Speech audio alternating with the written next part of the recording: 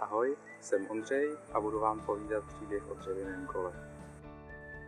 Cyklistika byla moje velká láska už od dětství. A práce se dřevem mě taky vždycky hodně bavila. A tak jsem si jednou řekl, proč nepostavit dřevěné kolo?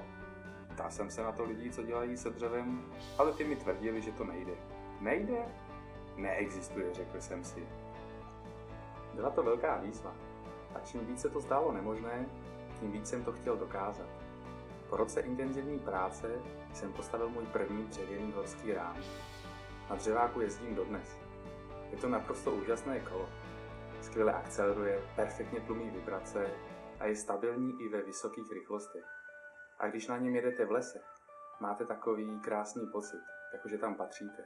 Minulý rok vyšlo od dřeváku několik článků v časopisech a novinách. Hned na to mi začali psát lidi, jestli bych pro ně postavil horský rám pro 29-palcová kola.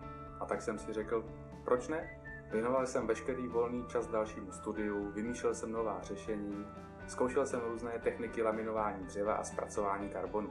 Cíl byl jasný. Postavit takový rám, který už nebudete nikdy chtít měnit za jiný. Teď bych moc rád rám vyrobil a nechal otestovat ve zkušebním ústavu podle evropské normy ISO 4210. Vydrží můj rám náročný test? Abych to zjistil, potřebuji dát dohromady 30 000. Pomůžete mi s tím? Já věřím, že ano.